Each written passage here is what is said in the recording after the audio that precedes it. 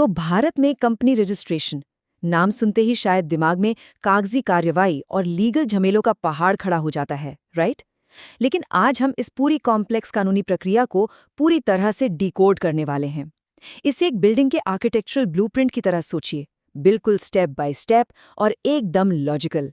क्योंकि सीरियसली किसी भी बिजनेस ओनर के लिए ये सफर सिरदर्द बिल्कुल नहीं होना चाहिए। आखिरकार हर बड़ी और सफल बिजनेस की शुरुआत एक छोटे से आइडिया से ही तो होती है ना? कोई ऐसा इनोवेशन जो किसी बड़ी प्रॉब्लम को सॉल्व करे। तो चलिए एक्सप्लोर करते हैं कि कैसे ये शानदार विजन बिना किसी स्ट्रेस के एक प्रॉपर लीगल एंटिटी में बदल जाता है। इस पूरे सफर को आसान बनाने के लिए हम इसे कुछ क्लियर फेजेस में बांटेंगे। वैल्यू प्रोपोजिशन, क्या क्या प्लानिंग चाहिए, एक्चुअल रजिस्ट्रेशन प्रोसेस, डॉक्यूमेंट्स की चेकलिस्ट और फाइनली रजिस्ट्रेशन के बाद के रूल्स। ये स्ट्रक्चर इस भारी भरकम जानकारी को बहुत सिंपल कर देगा। सबसे पहले बात करते हैं बिफोर फेज की, यानी नींव रखना। यहाँ सबसे बड़ा सवाल ये आता है कि आखिर फाउंडर्स अपनी कंपनी को रजिस्टर करने की इतनी मेहनत करते ही क्यों हैं? इसका एक्चुअल फायदा क्या है? तो देखिए, सबसे बड़ा गेम चेंजर होता है लिमिटेड लायबिलिटी। इसका मतलब है कि बिजनेस में अगर कोई कर्ज या रिस्क आता है तो फाउंडर्स की पर्सनल प्रॉपर्टी एकदम से सेफ रहती है। और हाँ, एक रजिस्टर्ड कंपनी होने से मार्केट में एक जबरदस्त क्रेडिबिलिटी बनती है। इन्वेस्टर्स और बैंक्स को भी भरोसा होता है, जिससे आगे चलकर वेंचर कैपिटल या फंडिंग उठाना लिटरली बहुत आसान हो जाता है। अब आगे बढ़ते हैं हमारे प्री फ्लाइट चेकलिस्ट की तरफ। मतलब एक्चुअल रजिस्ट्रेशन फॉर्म भरने से पहले हमें अपना ब्लूप्रिंट कैसे रेडी करना है। स्ट्रक्चर वाइज देखें तो प्राइवेट लिमिटेड के लिए कम से कम 2 और पब्लिक लिमिटेड के लिए 7 शेयर होल्डर्स की जरूरत होती है। लेकिन यहाँ एक बहुत ही इंटरेस्टिंग बात है, शेयर होल्डर्स किस देश के हैं इस पर कोई लीगल पाबंदी नहीं है। जी हाँ, इसका मतलब है कि एक भारतीय कंपनी में 100% फॉरेन ओनरशिप भी पूरी तरह से पॉसिबल है। लेकिन रुकिए, यहाँ एक छोटा सा पेच है। शेयर होल्डर्स भले ही दुनिया के किसी भी कोने में बैठे हों, कंपनी का कम से कम एक डायरेक्टर भारत का रेसिडेंट होना ही चाहिए। और लीगल टर्म्स में इस रेसिडेंट का मतलब है उस व्यक्ति का पिछले फाइनेंशियल ईयर में कम से कम 182 दिन इंडिया में रुकना। इसके साथ ही बिजनेस शुरू करने वालों को कैपिटल के बीच का फर्क समझना भी बहुत जरूरी है। एक होती है ऑथोराइज्ड कैपिटल, यानी वो मैक्सिमम अमाउंट जो कंपनी रेज कर सकती है, और दूसरी होती है पेड अप कैपिटल, यानी जो पैसा असल में इन्वेस्ट किया गया है। इसके अलावा एक वैलिड एड्रेस होना चाहिए और कंपनी के जो मेन गोल्स हैं वो पूरी तरह लीगल दायरे में होने चाहिए, वरना उन्हें अल्ट्रा वायर्स यानी अथॉरिटी से बाहर मान लिया जाता है। चलिए अब फाइनली ड्यूरिंग फेज में एंट्री करते हैं, यानी एक्चुअल रजिस्ट्रेशन का प्रोसेस। इसे आप ऐसे समझ सकते हैं कि हम अब अपनी इमारत खड़ी कर रहे हैं। यहाँ 7 स्टेप्स के माइलस्टोन्स हैं जिन्हें पार करके हमें लीगल रिकॉग्निशन मिलता है। ये पूरी टाइमलाइन शुरू होती है डिजिटल सिग्नेचर सर्टिफिकेट या शॉर्ट में डीएससी हासिल करने से। ये समझ लीजिए कि ये ऑनलाइन डॉक्यूमेंट साइन करने की आपकी डिजिटल चाबी है। एक बार ये मिल गया तो फिर spice plus SICE+ part A के थ्रू कंपनी का नाम अप्रूव कराया जाता है और फिर पार्ट बी में कैपिटल और डायरेक्टर्स की बाकी सारी डिटेल्स सबमिट की जाती हैं।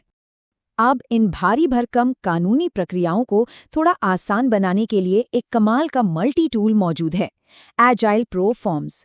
लिटरली ये फॉर्म एक मास्टर स्ट्रोक है। इसके जरिए GST, EPFO, ESIC और बिजनेस बैंक अकाउंट जैसे ढेरों जरूरी रजिस्ट्रेशंस एक ही झटके में एक साथ निपटाए जा सकते हैं।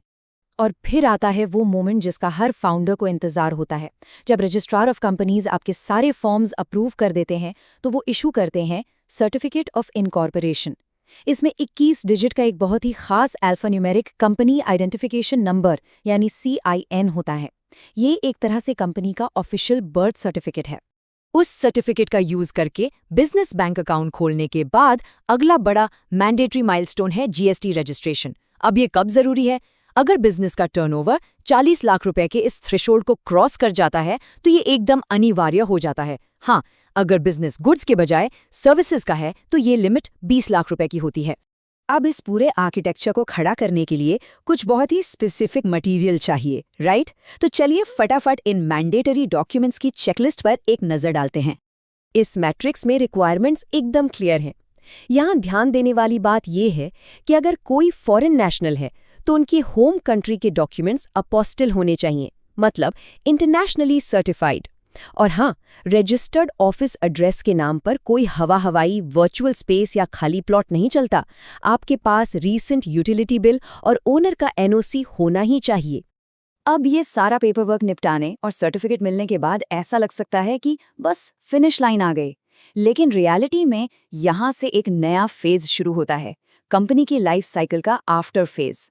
तो सवाल यह है कि सर्टिफिकेट मिलने के बाद आखिर होता क्या है? इसे आप ऐसे समझिए कि बिल्डिंग तो बन गई, लेकिन अब उसे हमेशा खड़ा रखने के लिए उसका मेंटेनेंस भी तो करना है ना। लीगल दुनिया में इस मेंटेनेंस का मतलब है पोस्ट इनकॉर्पोरेशन कंप्लायंस, यानी रजिस्ट्रेशन के बाद अपनी रेगुलेटरी जिम्मेदारियों को पूरा करना।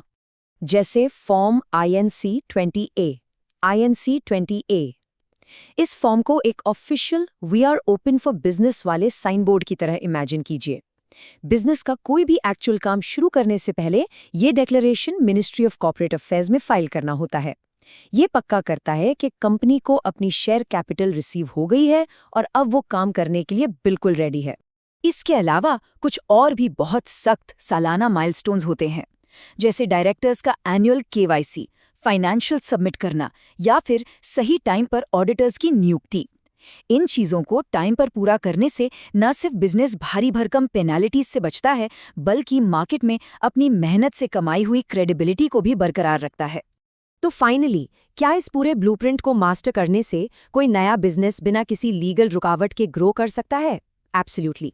अगर इस प्रोसेस को एक बोझ के बजाय एक logical step by step system की तरह देखा जाए, तो फाउंडर्स पूरे कॉन्फिडेंस के साथ अपनी सफलता की एक सॉलिड नींव रख सकते हैं। सही फ्रेमवर्क के साथ कोई भी ग्रेट आइडिया इंडिया की अगली बड़ी लीगल एंटिटी बनने के लिए तैयार हो सकता है। क्या आपका ब्लूप्रिंट रेडी है?